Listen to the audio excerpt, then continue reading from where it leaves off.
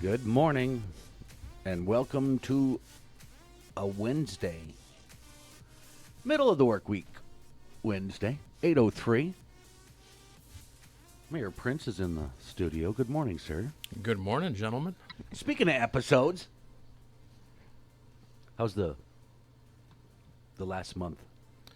Well, we're plugging away. Actually, for us, January has been a pretty mellow month in terms of city business.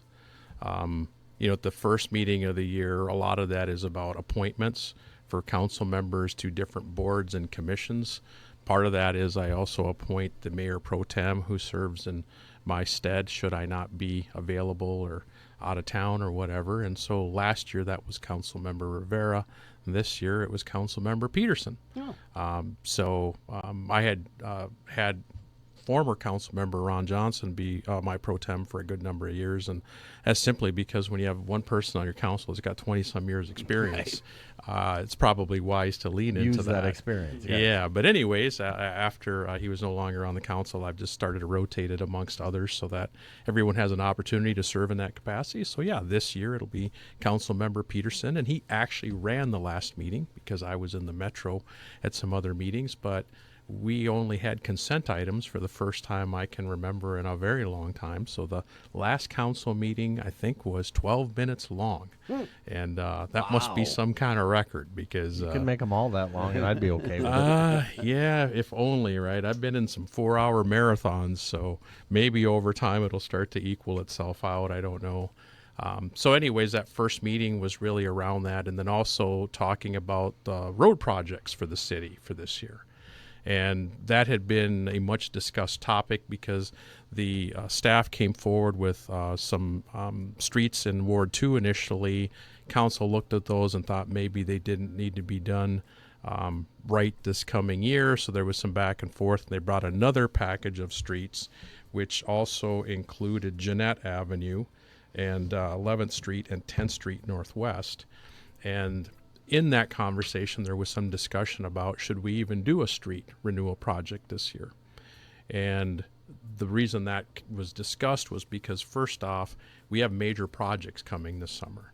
YMCA-related things. We have the Highway 197 corridor. We're still doing storm recovery. And do you want to add that to staff workload? The other thing is when you do street renewal projects, they come with assessments. And everyone in the city is still trying to recover financially from a pretty big unexpected expense related to the storm this summer. So do you want to, throw another cost on that? So anyways, after a lot of discussion, the council voted 5-2 to go ahead with the street renewal project. So those streets will get worked on this year in addition to the other things I mentioned. I didn't support that. I was one of the two that voted against it for the reasons I just gave you. So that doesn't necessarily make me right, but this year was one of those years where there were a lot of other considerations to be thinking about when you're, talking about street renewal. Can you refresh our memories as to how long our streets are quote-unquote lifespan is? Oh, the rotation, yeah. So on average, every street's a little different because some streets are used more than others. Sure. But 40 years is kind of your thumbprint for what a street should probably last. And our road rotation is somewhere between 75 and 100 years. So that's I'm saying not maybe what you want to miss hear. a year. Well, and you know what? That was part of the conversation too, right? Because that was a good point too. So as I said, there's a lot of different ways to look at this and slice it, but ultimately, the council ruled it's going to happen. So if you're living on those streets, be looking for some road construction. And I can't really argue with some of those streets. I go and look at all these streets as part of my analysis. And I was driving in particular Jeanette, and that is one rough street. It is one step away from gravel, even though it's paved.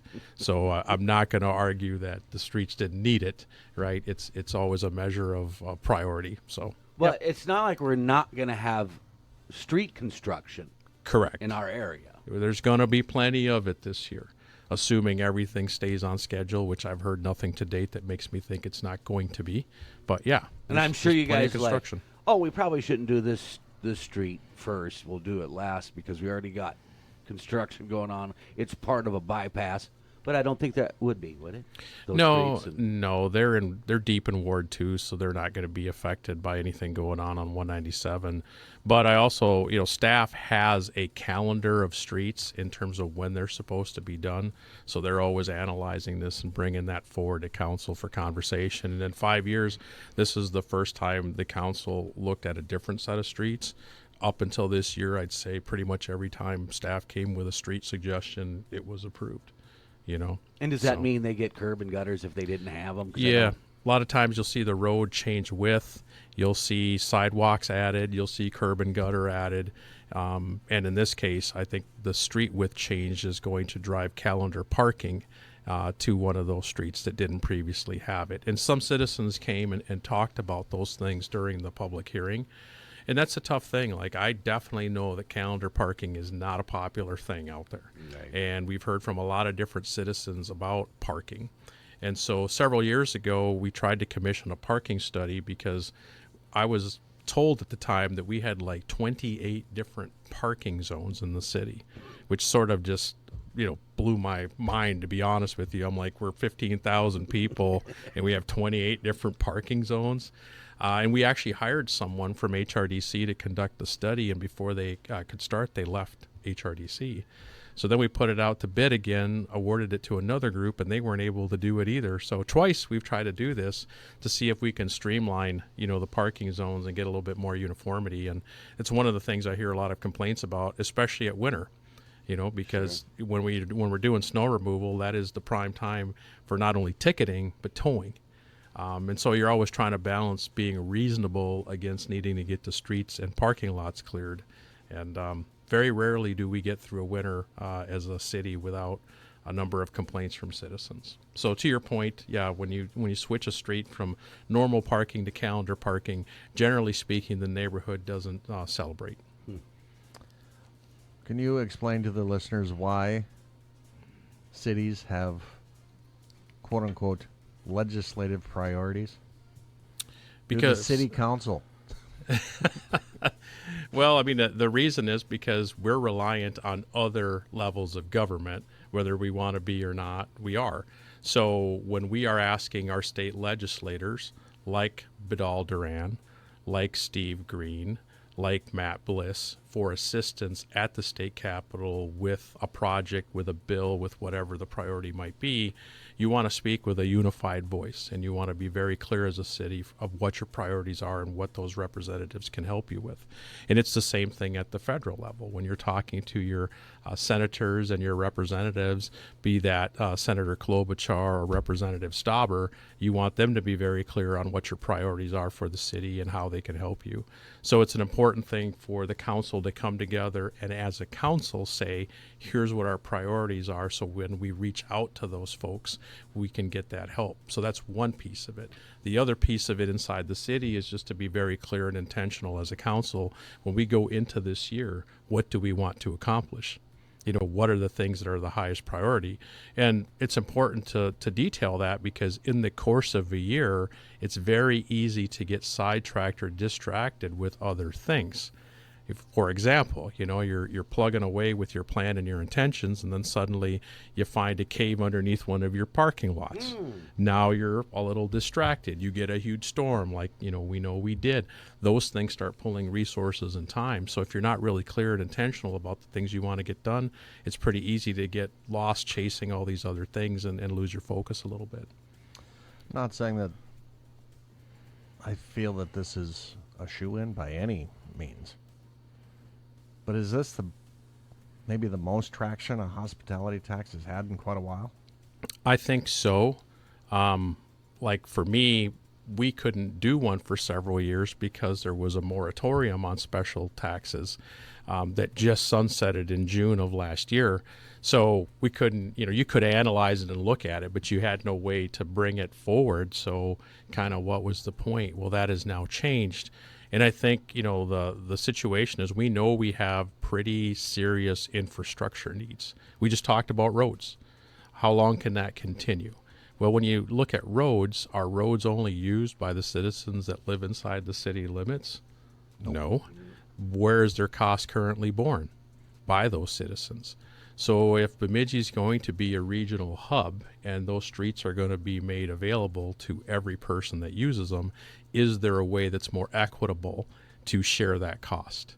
And that's when you start looking at expanding the tax base, either through a sales tax or a food and beverage tax or whatever mechanism, so everyone that's coming into the city can pay some share of that and it doesn't fall solely on the property taxpayer. So I think this storm has highlighted a lot of those infrastructure needs. They were already there before, but when you look at damage to public buildings on top of the road rotation and some of the other, just building related things we're dealing with, I think it's a viable path. And I think there's probably greater support for it than there's ever been. But there's still a lot of questions, and we're just on the front end of exploring this possibly. Things like, okay, if it was X percent, what would it generate? What would it be applied to? What would be exempt? These are all the things that you have to sort through. And I think as a property taxpayer, putting myself in their shoes, and I should say my shoes because I pay plenty of property tax too, what's the offset? If you're going to have a food and beverage tax, can I rely on my levy to be stable for X period of time, if nothing else, or be reduced? Because otherwise I might consider that being taxed twice. Right. So, those are all the variables that I think would have to be discussed and sorted through. But to your point, I think it's just one of those things that, if it were, speaking for myself, I would be pushing hard for that to be used for infrastructure, because infrastructure is shared by everyone that comes into the city, not just the people that live in the city limits. I think it's a no-brainer to broaden your tax base whenever you can. Correct. There will always be somebody against it, certain industries or individuals. But I think the best part is you're talking through it, finding a common end, which is my other. I've noticed, and so I wanted to ask you, now that you can see more of the railroad corridor making changes going forward, is there a little more pushback now? Because I'm seeing a little bit, but I was surprised that. I mean, we've been talking about it for a couple of decades. It's interesting because I am certainly willing to acknowledge that there are people who are sad to see a part of Bemidji's history go. I've heard from those folks a little bit. I've heard from folks with a variety of different concerns about the project over time. Mm-hmm. But I've also heard from people that are probably more excited now than they were before, because lots of things get talked about, but when you actually see action on something, that's when it becomes real for you, as you mentioned before. And for some people, there'd been talk of YMCAs in the past. There'd been talk of developing the railroad corridor in the past, and there was a lot of talk, and then nothing happened. Well, in this time, there's been a lot of conversation, and you see dirt moving, you see buildings coming down, you see construction of some sort. So I think, people have come to me and talked about that, and they're excited because it's that first step of making this reality. So I've kind of heard from both sides, to be honest. You travel a lot more than I do. Name me 5 cities that have the center of their town unusable for anything. Yeah, it's not common. That was us. Right. It's not common, and a lot of those cities over the years have done, to an extent, what we're doing. Like, go to Minneapolis and St. Paul and see what some of those center Those cities used to be. were abandoned, and now They're flourishing. The most thriving part of Minneapolis. Sure. Correct. And what a shot in the arm for our downtown. And when you look at rural communities, how many rural communities have a vibrant downtown versus a dead downtown with boarded up windows and empty lots? So Bemidji already was pretty fortunate to be a step ahead of that. But I think this project will ensure that not only are we a step ahead, we're 2-3 steps ahead, and we're securing it for decades. And I think that's, that gets understated in the middle of all this project. There's a lot of other good things here, but I don't want to understate that either. Sure. It's just funny because they're like, do we really need another motel? And you're like, well, yeah. Yeah. Yeah, and the challenging thing, I hear that from, do we need another bank? Do we need another coffee shop? Do we need another pizza place? Well, welcome to private enterprise. Right. We don't regulate those things as a city, and you hope that you have more businesses because they generate more tax base, which lowers the levy for residential property tax owners. So we should be celebrating more businesses that come into the city, and as a city, we should be doing everything we possibly can to encourage that, because every year your property taxes get affected by the budget, and every year the budget goes up, and there's only so much cutting you can do. There's only so much efficiency you can do. If you look at the last 5 years, depending on which economist you talk to, our inflation has been a cumulative 20 to 25%. So, the tires that go on your squad cars, the hoses that are on the fire trucks, your wages and staffing costs. We could go down the list. Well, if all those are increasing 20% over 5 years, how are you going to hold the line on your budget no matter how thrifty and efficient you are? And that means now you still have to start cutting services. You have to have a slower response with your police, slower response with your fire department because you have fewer people or fewer resources. And nobody wants to see that. So if you're not growing your tax base and you know that kind of annually to just keep pace, you're dealing with inflation, what are you going to do? So to your point about do we need another hotel or do we need another coffee shop, you need paying those taxes? things. Yes, Yeah, we do. Absolutely. Well, I don't think that'd go over very well. Oh, you want to open a pizza? Sorry, we are at a quota for our pizza grill. Well, and people own private property, and sometimes that gets lost in the things I see too. Like I've heard lots of people come forward with ideas for the old Northern Inn. I'm like, well, that's a private owner. Okay. And he gets to decide, they get to decide what they want to do with their own. I've heard people say, well, why didn't they build the Circle K over there? I don't know what the Circle K's conversation was or wasn't with that property owner, but you can't just drop a business on someone else's private property. And if that were your property, you sure wouldn't want the city doing that to you. And when it was city property that they bought, I was okay with that. I was too. We took the $1 million and injected it into the railroad corridor. So I saw that as a win. But, that's, and, everybody's going to have their opinions on these things, but tax base, growing it, critical to a city. And how well you set that up as an elected official will live long after your time is up, good or bad. I don't know if I want to go down this rabbit hole already, but can you explain to me how a cannabis business goes to the planning board? The vote is 3-3, and yet it moves forward. Well, first, to me, wouldn't you need the first step to approve something before it can move forward? Well, let's talk about that. First off, the Planning Commission's ruling is simply an opinion that the board takes under consideration because the board isn't obligated to go with that opinion. It certainly can be looked at from a different point of view, and I've been involved in cases where the Planning Commission approved it and the Planning Board didn't, and vice versa. So I've seen that before. We are also missing a Planning Commission member, so we shouldn't have a situation where it's a tie because we should have an extra person, but we've been trying to recruit somebody for about a year here, and we don't have anybody. So again, this is a call. If you live in the city limits and you'd like to serve on the Planning Commission, please submit your application to our city clerk because we'd love to have you. So it's going to come to us that way, and so we're going to take it up here on our next planning board meeting, which is next week, and we're going to render a decision, most likely, one direction or the other. And because it's going to come before me as a board member, I can't say a whole lot till I have the whole packet in front of me, which I should get sometime tomorrow.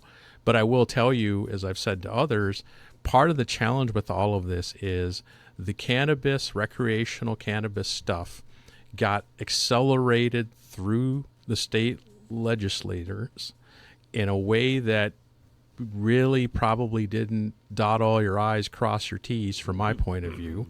It's a new bill, so even if you had debated it for a long time, it takes several years when you get a new bill to work out the Everything. Yeah, just how does this work in this situation versus that situation? When you say this word, what does that actually mean? Like, that's all the stuff that happens, and you get 5 years down the road, a lot of that stuff's been flushed out, and life's okay. Well, we're living in that world right now, and it is boiled down to Bemidji, to a single application, and what is the ambiguity or not ambiguity? And the board, of which I'm a member of, is going to have to determine that. And so that's what's coming next week. Well, can I suggest that Maybe we just have a standard for if something is 500 feet, we know what that 500 feet starts and ends with. Correct. That's one Because of that to me should have happened long before we are talking about cannabis. correct, and that's quite the question, right? Is it 500 feet from a property line or 500 feet from a building, and is that uniformly applied on all things?